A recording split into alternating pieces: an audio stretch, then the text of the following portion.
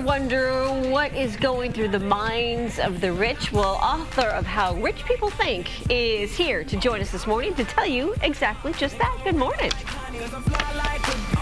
We're going to help you think like a millionaire or billionaire coming up next.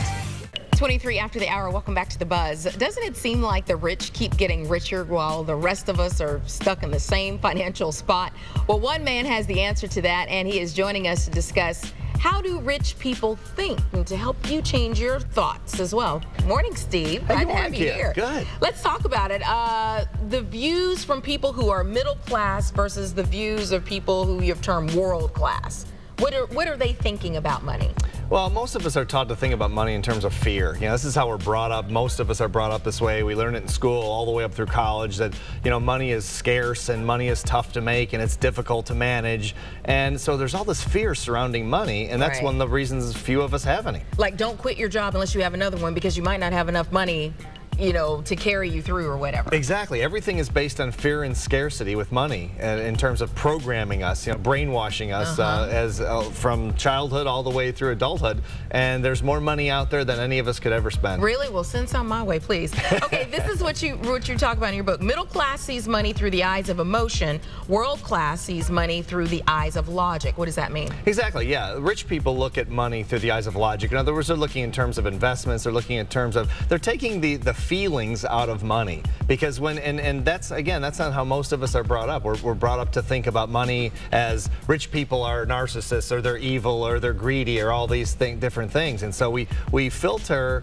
our thoughts about money through emotion, and really it's a logic-based, you know, item. But it hurts when you don't have any money. It sure does. Yeah, I've been there. I hear you. Yeah, it does. I mean, so we are emotional when we don't have any money. Yeah, right? and that's one of the problems. It's one of the reasons we don't have any. Okay, all right. Middle class has a lottery mentality about money. World class has an action mentality. They go out and get those investments. Exactly. I just gave a speech in Vegas the other day, and that's the place. That's lottery mentality, right? Half the people who play the lottery say in polls and surveys that they're expecting to retire on their winnings. Wow. Now that's emotional delusion, we say, right? And that's the problem. So if I think, well, you know, I'll keep playing the lottery, and I get a better chance of getting hit by a car that flew out of the sky. Oh my gosh. You know, and so we need to look at it in a different way. Okay, so we wanted to bring our viewers in on this to kind of help change your thought process. So let's go to Matt, who has a question for you, Steve. Okay. What is the best thing you should invest in if you're in the middle class? Yourself.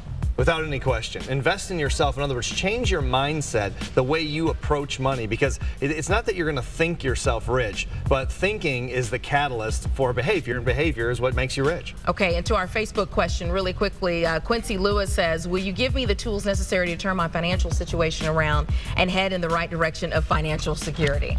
Absolutely. Again, I don't want to sound redundant, but it really is about the way you think. So start reading books and going to seminars and studying rich people, the way they think about money, and then compare it with the way you think about money, and that's really the catalyst. It sounds ethereal, but it really is very practical. Steve, thank you so much. And for more information, of course, on his book, check out our website, dailybuzznation.com, and click on the Rebuzz tab.